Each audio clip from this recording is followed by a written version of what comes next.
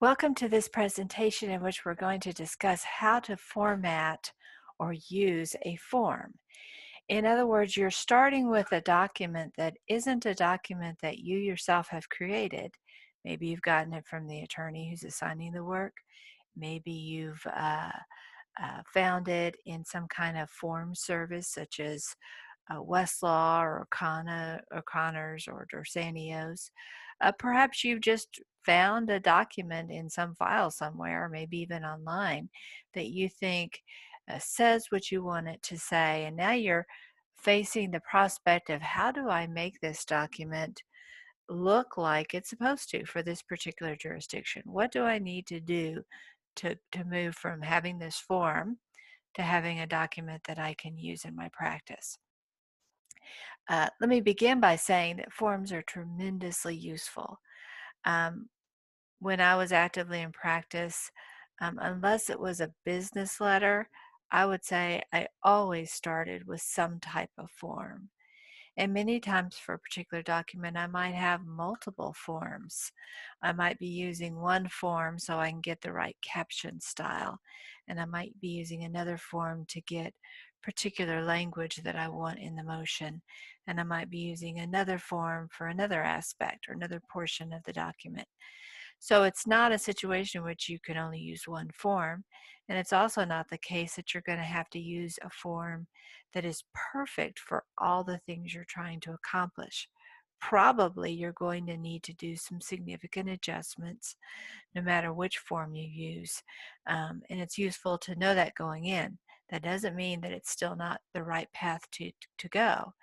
There are two huge benefits to using forms. The first one is probably pretty obvious. It saves a lot of time.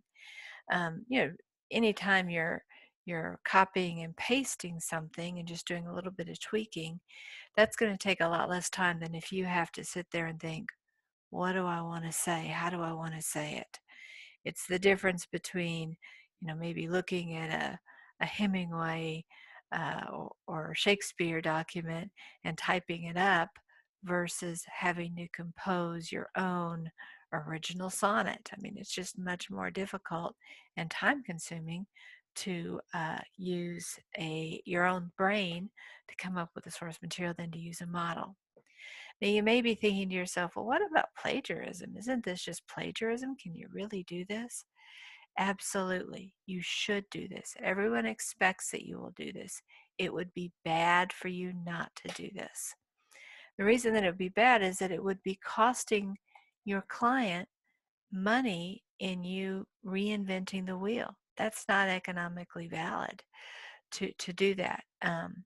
So if you can, by using a model, complete a particular document in 70 minutes, but for you to start from scratch takes you 120 minutes, well, that's 50 minutes that the client shouldn't have to pay for. So it's highly ethical to use models. In fact, it would be unethical to not use a model if you have one available that would meet your needs, if it would save time and thereby reduce the bill that your client has to pay. So don't worry about plagiarism or things along those lines. It's a non-issue when you're filing documents. It's maybe this most sincere form of flattery to take someone's documents and borrow from them. So it saves a lot of time, which at the end of the day in a law firm is money, but it also does something else, and this is the more important thing that it does, honestly, is that when you're working with a form, especially one that has been vetted um, over time, the thought process that went into that form can be very lengthy and detailed. And so you maybe aren't used to practicing this area. You don't even know where the dangers are. So for you to, let's say you're preparing a contract, for you to prepare a contract in this area, I mean, you're flying blind. You can draft something up, but you don't know where the dangers are. Well, guess what? If the form is good, it's anticipated those issues and included language that's going to address those issues. That's one of the reasons when you're doing a form and you're tempted to remove sections of it. Oh, well, that seems like a bunch of boilerplate. I don't need that. pause and think, wait a second, maybe there's something in this that I don't even know what it does, but it may do something important. It would be a little bit like your doctor going in and performing surgery on you and saying, I don't know what this part is, so I think I'll just go ahead and remove it. Well, it ends up being an important part of your body. You don't want things to be removed unless there's a reason to remove it. Similarly, when you're working from models, you will need to remove things, you will need to add things, but before you remove something, make sure you know what its function is and make sure that you're not making a mistake by removing it. So in some sense, when you use a form, you're getting the wisdom of lots of other legal professionals that in some sense they're commenting upon what you're working on. And so you're actually likely to end up with a better document. So not only is it quicker for you to use, but you end up usually with a better work product at the end. And of course, that's why we use them. We use them all the time. And we can get forms from lots of different sources. So let me just show you 4 examples that I've found before this class began. The first is Westlaw. We'll be using some Westlaw forms. This is an example of one of those forms. And you can see that there's some introductory material. It kind of explains what the document is. And then it actually gives you language. This information right here is example of language that you might want to use. It also gives you some other choices. Maybe you want to use this language instead. Maybe you want to have a complaint procedure identified. Maybe you want to talk about no retaliation. Maybe you want to have some other additions. Now, are you going to want a document this long that starts, I don't even know how many pages this is, but I'm going to ballpark it and say 1, 2, 3, at least 3 pages long for an anti-harassment policy? That seems really long in my experience as an employment attorney. Probably no longer than a page, maybe even just 1 or 2 paragraphs. Um, but you're going to be picking and choosing here to reflect the culture of your client and the particular needs that your client has. And so um, this is going to give you lots of choices, but it's a little bit like going to the family style restaurant and you have a choice between, do I want the meatloaf as our main entree, or let's say you're going to Babe's Chicken. You can get chicken tenders, you can get fried chicken, I think you can maybe get fried fish, maybe a meatloaf or a pot roast. um, you got to make some choices. And so you're not going to go into Babes and say, I want it all, because that's going to be a lot of money, right? And so you're going to say, well, we want blank. And that's the same way it's going to be with models. Many times a model will list lots of different choices, and they don't intend for you to say yes to all the choices in most cases. But it does say, hey, your circumstances might be different. Choice A might be great for this client. Choice B might be great for this client. So keep in mind that you don't necessarily need everything. Here's one example of a model. Here's another example. This is actually a PDF that you can populate. This is usually, oftentimes is designed to help pro se individuals. A pro se individual is somebody who is not represented by counsel, and well, he or she could be a legal professional, but usually we don't think of them being legal professionals. And so there's lots of resources on the internet, some of them prepared um, uh, by attorneys who are intending to perform some pro bono service. In other words, are trying to help people who don't have attorneys.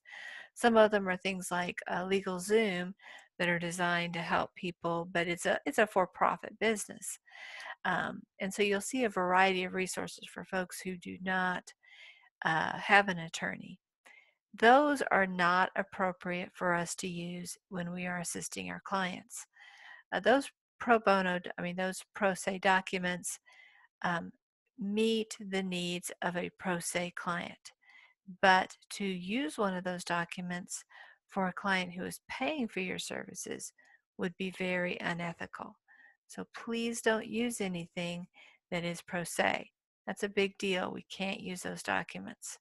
not only are they unethical, they aren't at all professional looking.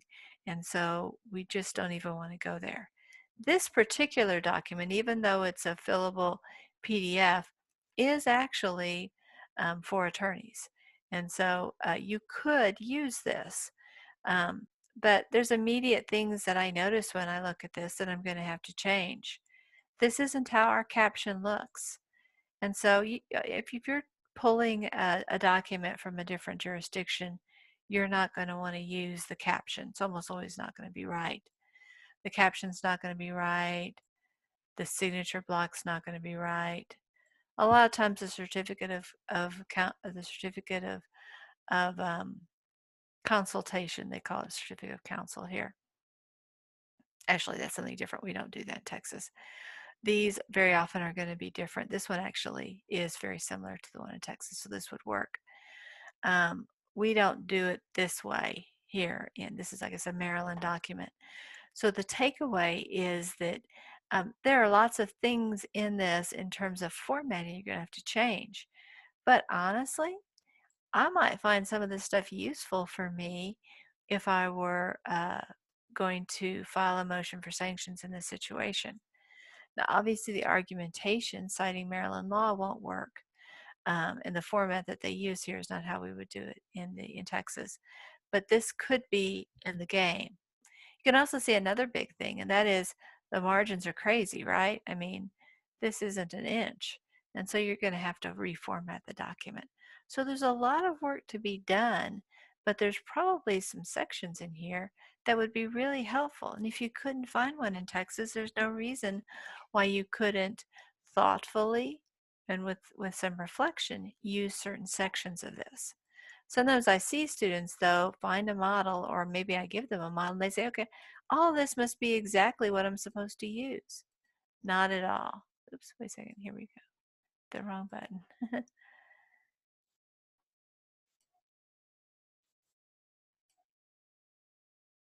Oh, here we go. Anyway, we won't worry about that one anymore. Let's go to the next one. This is an example of a document that I just found by Googling it. And this one I'm going to have to type up because it's obviously PDF'd. But this could be a starting point. This is from the District of Massachusetts, but this is from federal court. Federal court captions are oftentimes pretty similar. I can see some things here that are different. For example, they don't use the section sign. They use the close parenthesis sign, which is a pretty common one to do. And there are other things I would clean up. I would put this closer to the center. Maybe move some of the WR grays to the next line and move plaintiffs and defendants over. But I mean, it's in the game. It's pretty close to what we would use in federal court. You can see it's nicely formatted. This would have a lot of things that I would think I could use, but I wouldn't work under the assumption that all of this would be usable. I might find if I had a case that involves similar facts, I might want to see how they phrase things to see what's useful. So this is another way of approaching it. Now, obviously, if you're pulling it from the internet, you'll want to see, well, what's the law firm that prepared this? Are they any good? Maybe they are, maybe they aren't. You'd want to do a little bit of evaluation. Obviously, what you found on the internet can sometimes be excellent and sometimes not be so excellent. This is one of the examples of these pro se documents. Again, they're tremendously helpful for pro se people, for people who aren't represented by attorneys, but that's not the way your client is. And so this isn't something that you would ever really want to use or look at. I mean, I guess possibly you yourself as an individual might want to use it. Let's say you decided to get a divorce and you didn't want to hire an attorney. This could be something you could use individually for yourself, but it would not be appropriate to use for your clients. So these are 4 examples of different types of forms that you might use, well, other than this last one, that you might use in your practice. And you can see they each have different characteristics, and so you have to be able to adjust your format to that particular purpose. So how do I know a document is for a pro se individual? Well, there's several indications of that. If you see in the body of the document the word my or I, you know it's pro se.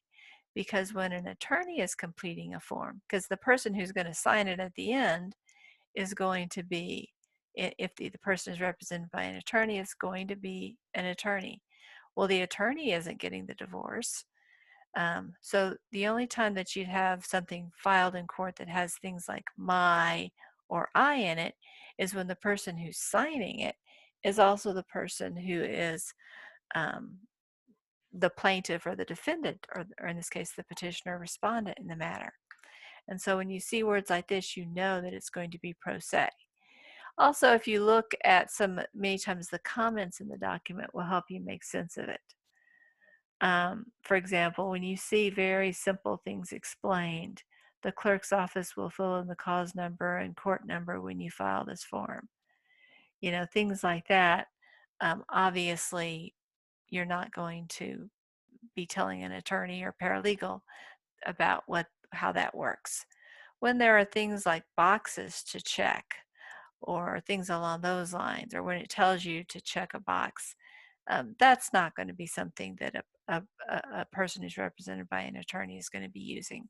So if you're not sure what your situation is, don't use the form if you can't figure out exactly what the audience is.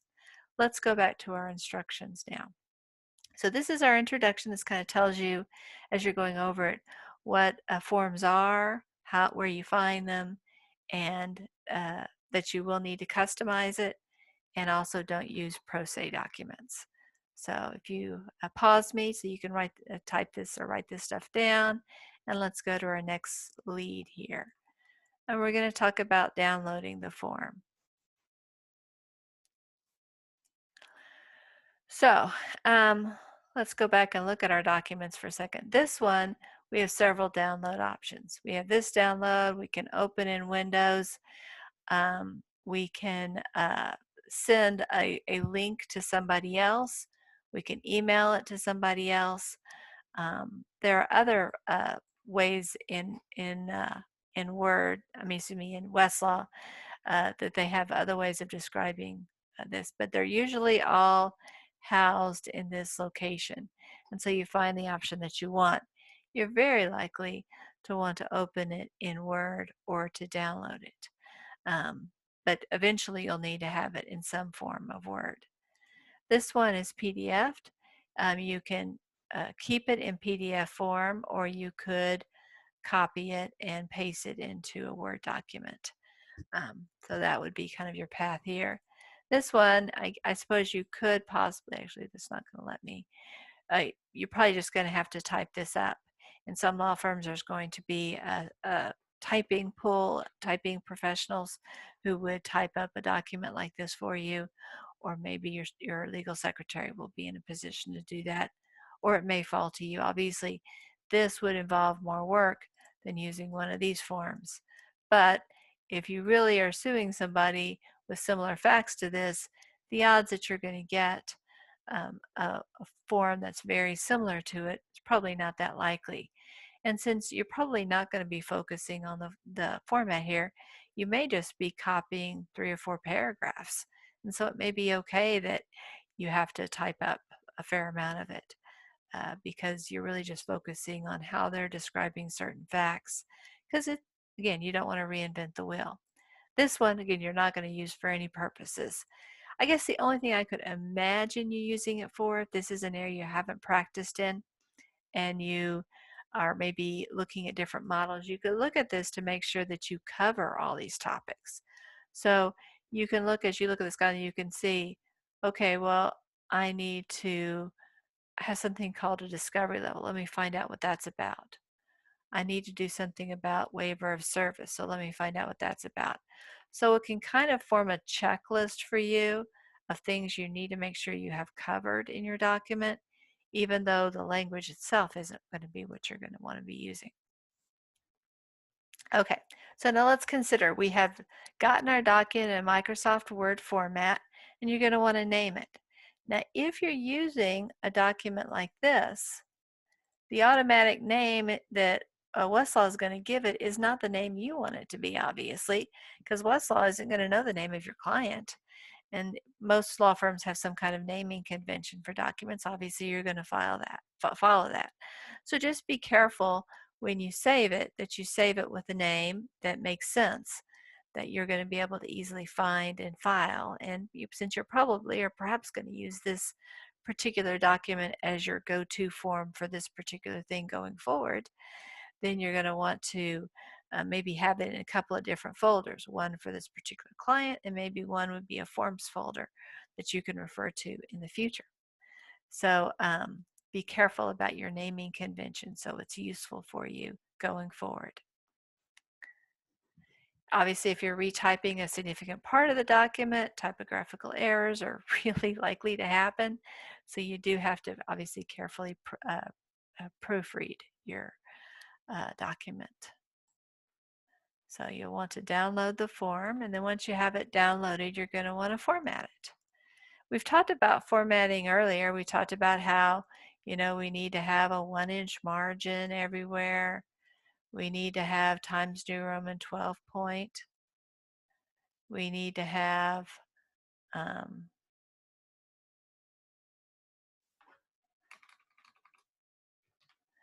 we need to turn off spacing. Depending upon the document, we might want to use 1.15 or 2.0. So far, we've only used 1.15. The day will come when we get to 2.0. And so we'll want to set things up when we initially download it. When we initially download it, it's not going to be necessarily following our conventions.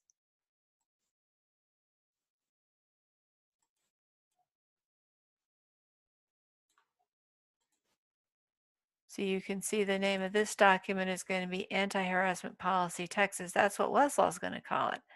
But I'm going to want a name that reflects the particular client for whom I am working. So I'm going to maybe also save it as, ABC Corporation. Now looking at this, I'm going to look at what were the default settings in the model. So I'm going to go to Layout. I'm going to look at Margins. Okay, it did choose 1-inch margins. Good. It does have the document in Times New Roman. Good. It has it at 1 and it does have a remove. So I'm going to go over here and select everything and change that. So now I have it. Of course, I'll have to save it then.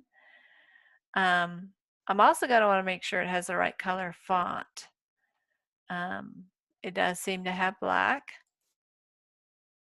It looks like pretty much black. It's not unusual for documents like this to sometimes have things in a bit of a gray color.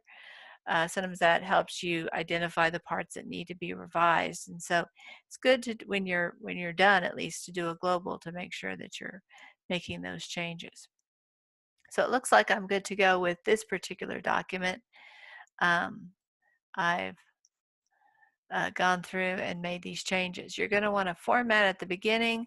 I also recommend you format at the end because some of them, again, if you're looking at font colors, you may find that they've grayed certain things out, and that's a way for you to help define those particular items. And so you may not want to play with that initially, since that's one of there was an intentionality about them putting it in a different color. Also, as you combine different documents, if you're using more than one form, and they have competing formats, sometimes your document, you formatted initially right, but now you've inserted additional stuff, you may find your margins are off or your font is off. And so it's good at the end also to reformat your document. So to check at the beginning and the end. It's also important to make sure that your headers and your footers are good.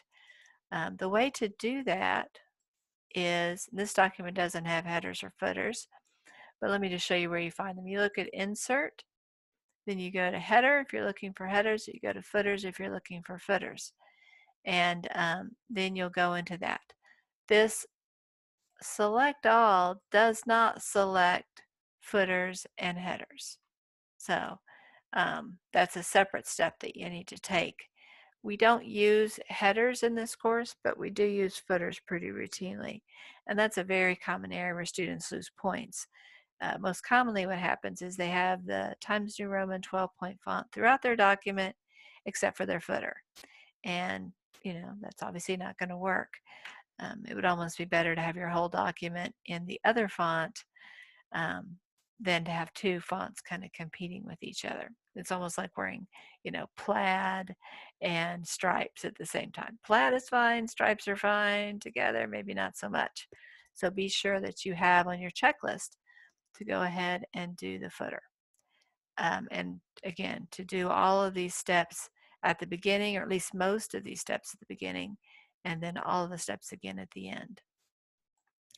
And again, this is especially important. When you're working from your own kind of stockpile of forms, you don't honestly have to worry about a lot of this if you've already set up your original format okay. It's a good idea to check, but probably it's going to be just fine if you maintain well-formatted forms file. But when you're taking something from somebody else, this becomes more important than usual, and it usually takes more time. Okay, so let's go to the data switch outs. This is really where you're going to be spending most of your time. This is where you're going to take the form and add and subtract information. Okay, so I'm actually going to combine steps 4 and 5 a bit because even though I described them separately, as a practical matter, I think most people probably do these two steps together. So let's kind of talk about these first of all. So any form you're going to use is going to require some places where you change or add or remove information, because obviously you're not going to find a form with your client's name in it, for example. And you're also probably going to find other areas where your client circumstances aren't quite like the model indicates. And so you're going to be adding and subtracting pretty regularly. This is fraught with peril. In this class, we use lots of forms, and inevitably somebody forgets to remove something from the form, and it stands up like a sore thumb to somebody who's reading it. Wait a second, why are you talking about Bob Smith in this section?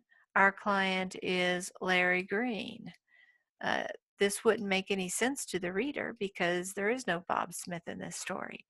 And it's very easy to skip that type of information.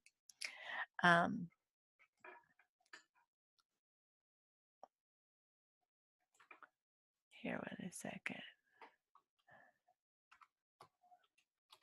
Consider using the find function.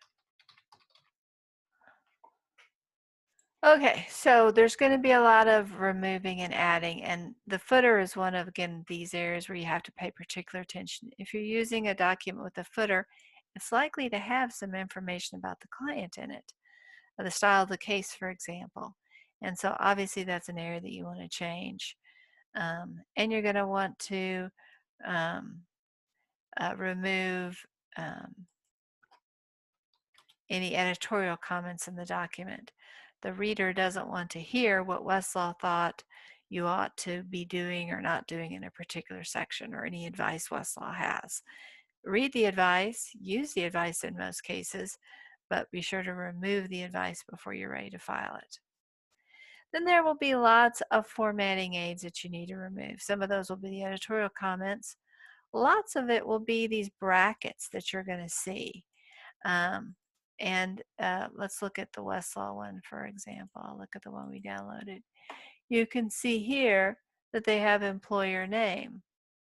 One approach when you're going through the document is just to go through and highlight all of the things that are in brackets or that are in italics, or that as you're reading it, you realize, well, the maker of this form wanted you to make some editorial choices here.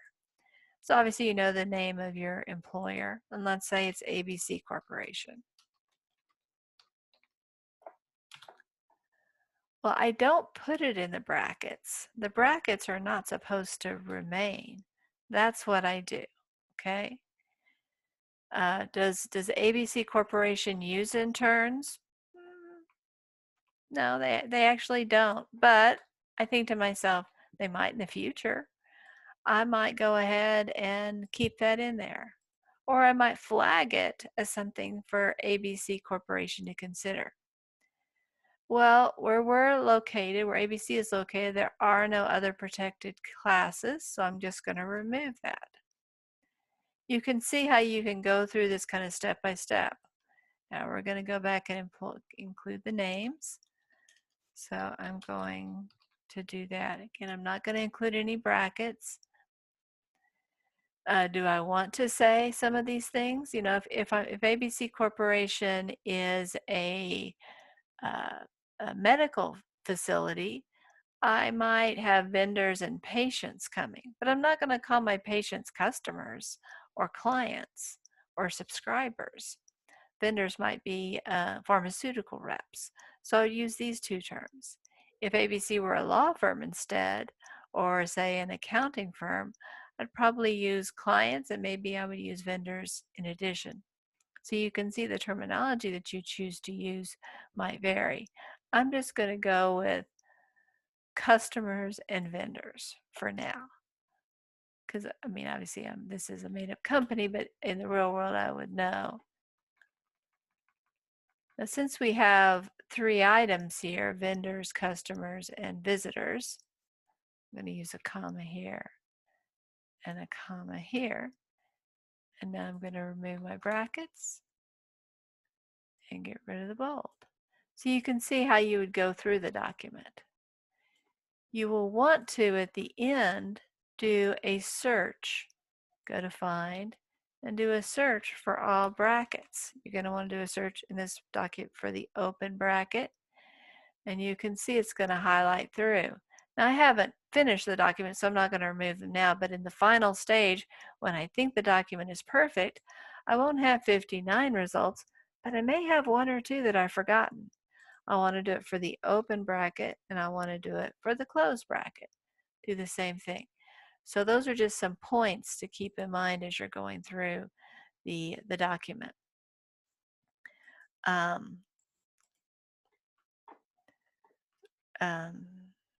Sometimes the document will give you choice. I guess an example of giving you choices was when I chose the words customer and vendors, but I didn't choose patient or the other terms. I said there were no protected classes recognized by local law, but if there were, then I would need to add them. Maybe sexual orientation is covered in my jurisdiction. Maybe marital discrimination is protected. So there could be some other things. Here I need to know the name of the department. Probably maybe, let's just read it here. If you are subjected to any conduct that you believe violates this policy or witness any such conduct, you must promptly speak to, write, or otherwise contact your direct supervisor, or if the contact involves your direct supervisor, the level above your supervisor. So you would need to change this to reflect, well, which department is this particular policy going to apply to? Now, so let's say this is the accounting department. Well, you'd obviously add accounting. But you might think to yourself, well, I don't want to have to come up with 50 of these policies, because we want the same policy in the accounting department and in the maintenance department and in the the engineering department and all the other departments. So this might be an area where you decided to make some changes here to reflect that this isn't a department-specific policy. You can see here, let's look at this example. We're telling the worker to report the offending conduct within 10 days. So they've given you an example. We're saying 10 is about right, but your particular business says, no, 10 isn't right for us. we want to go with 7. So we're going to get rid of these brackets and we're going to go with 7. And you could do I personally don't like this, but you could write it out with a number and then write it out with the word. I think it's just better to follow the ordinary rules of when you write a word, I think it's if it's 9 or fewer uh, uh, in size, you write out the word using letters, and if it's higher, if it's a 2-digit number, you write it out with numbers. But it's no big deal if you happen to choose to do it this way. And so you just go through here and make the choices, but you make sure that there's no evidence of, and if you go back here and read this first paragraph, a reader of this paragraph would have no idea that you were filling in the blanks here. I mean, you ought to read it to make sure it flows and makes sense and that it doesn't read like a form that you populated data with. Okay, so you want to, if the information was in italics or bold or all caps, you want to make sure that what you replace it with doesn't have that formatting information. Now, of course, you might want to keep that formatting information if you want to direct the reader's attention to it. So let's say you are planning on, the attorney has asked you to highlight issues that the client needs to consider. And so you're not sure whether the client wants to go with 10 days or 7 days. Then it would make sense to highlight that. But not because it was highlighted in the model, but because that meets your particular client's needs. And so you might highlight some stuff that isn't highlighted in the original because that's what your client is focused on.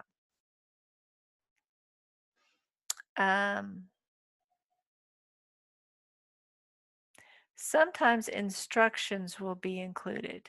So we can see here, if you cut and pasted this, you're going to want to remove all of this and also the title. So if you didn't download it the way that I downloaded it, you perhaps lost some of these formatting things. But if you cut and pasted it, then you're going to want to make sure that you get rid of this, get rid of all this formatting, get rid of this, get rid of this.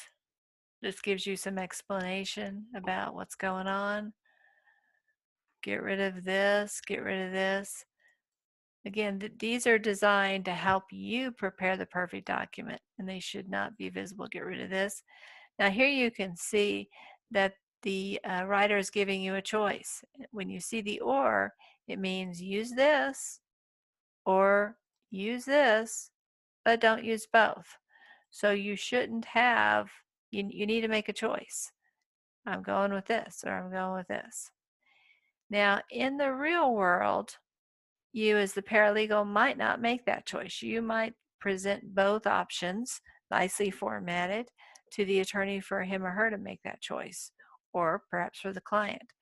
For the purpose of this class, so that I know you understand how this works, I want you to make the choice. I'm not going to focus too much on which choice you make, although I do expect you to make a logical choice given the information that I've provided. But if I don't provide you information that tells you, this is the choice you ought to make, oh yeah, because of XYZ issue, we ought to pick this one, or oh, because of XYZ issue, we ought to pick this one. If I haven't given you something to pick from, then just pick the one that you think is best.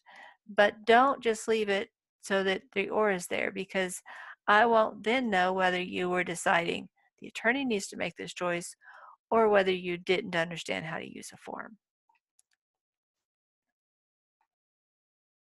So that is information about the format.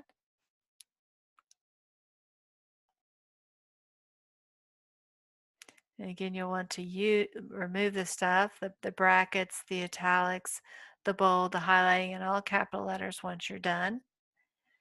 Again, we used the find function so you can find and remove the stuff that you don't need.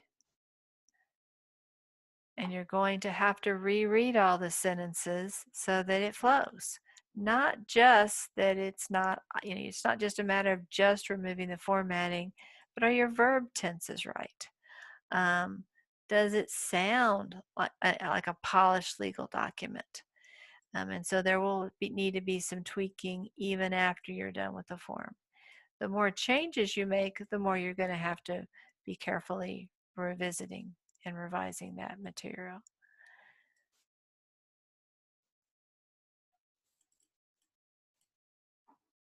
Okay, so court documents are the more challenging things to do. Honestly, a policy like this, at the end of the day, there's not going to be a ton of formatting things that you'll need to do because there's no caption to worry about. There's no signature block to worry about. But as we saw here, there's a lot of things you'd have to change. You'd have to change this, your caption. You'd have to change. Um, we would never have documents that are single spaced and double spaced in the same space like that. You'd have to make sure your margins are right. This is largely how we do the signature block. We don't do this in this format.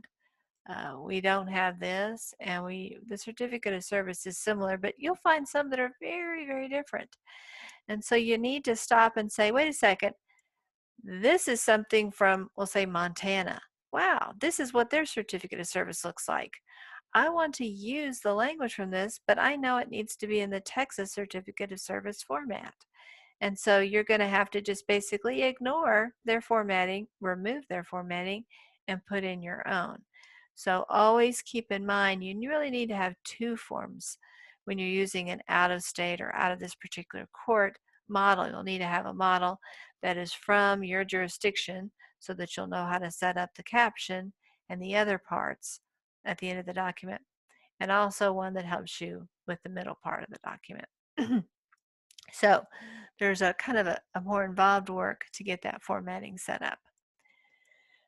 The caption is going to have to be tweaked. And this is true even if you are in a Texas court, but you're going from state to federal or federal to state. And there may even be, since we're such a big state, some variation from one county to another in the format. Westlaw does provide documents, court filings. Let me just find one for you. Let's see, here we go. Go back to here. Go back to what I call home base, but we're not in the Westlaw home base. We're in the practical law home base here.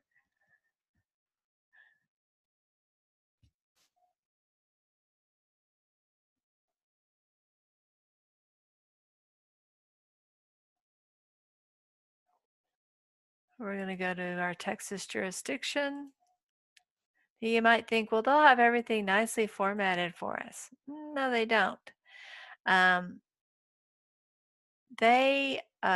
Westlaw folks, when they prepare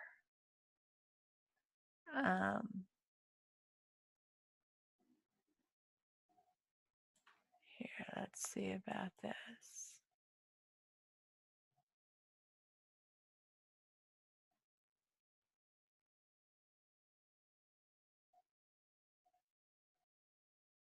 When they prepare documents, they aren't going to give you a nice caption.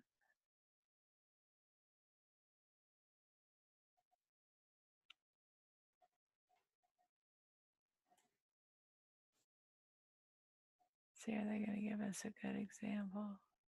This may just be practice notes.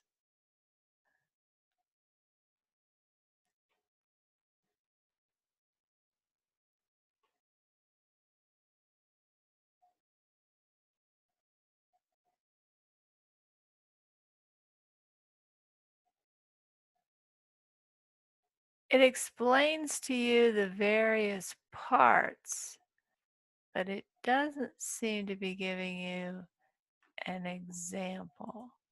So, I mean, that would be helpful, but let's see if we can find an actual example.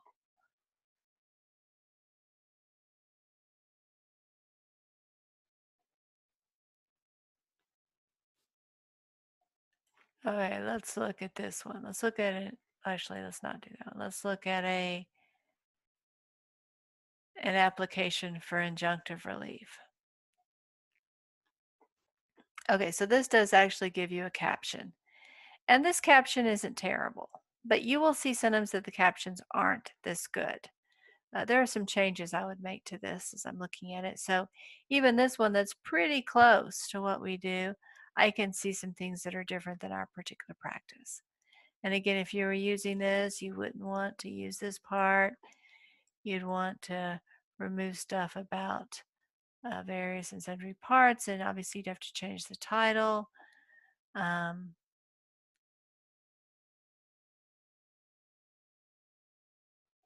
Actually, this is very nicely done. So I don't have a lot of feedback. This wasn't a good example because they're not all this nice.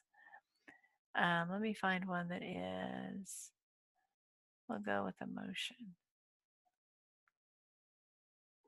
Okay, they have their nice documents here. I've seen sometimes where they haven't had nice documents, so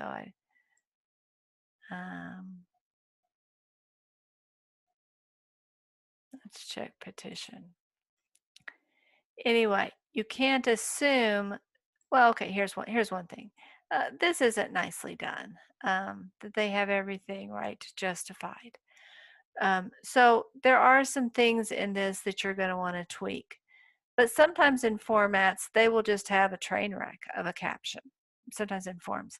And it's not because they think you ought to use that. It's that they're thinking, oh, well, the legal professional has a set caption that he or she always uses.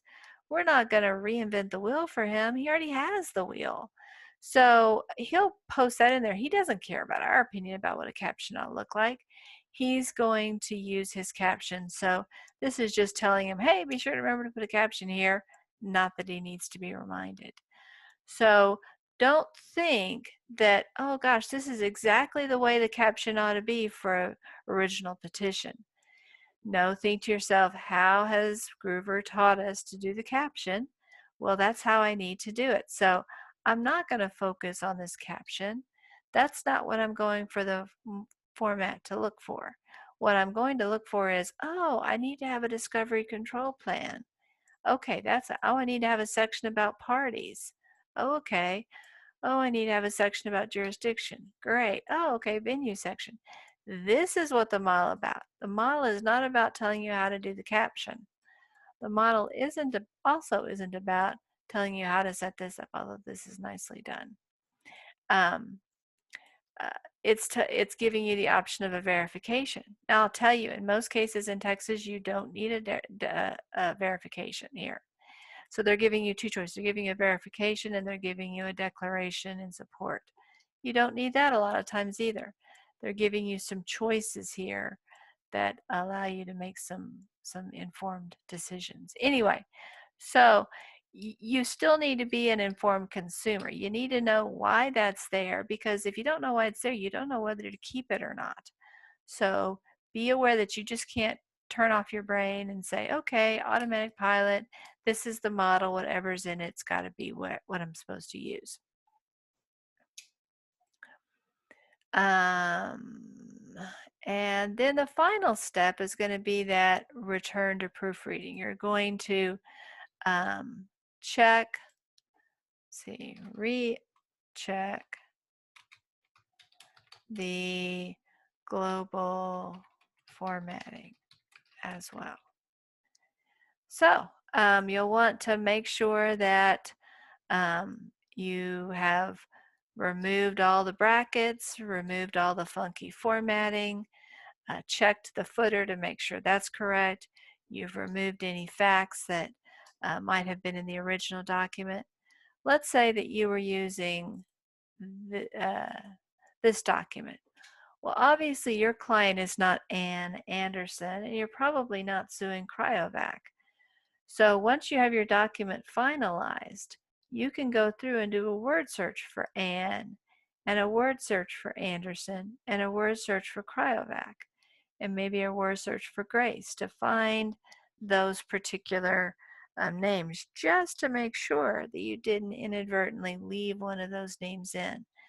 That would be a very, very embarrassing thing for your law firm to have done that. So it definitely merits spending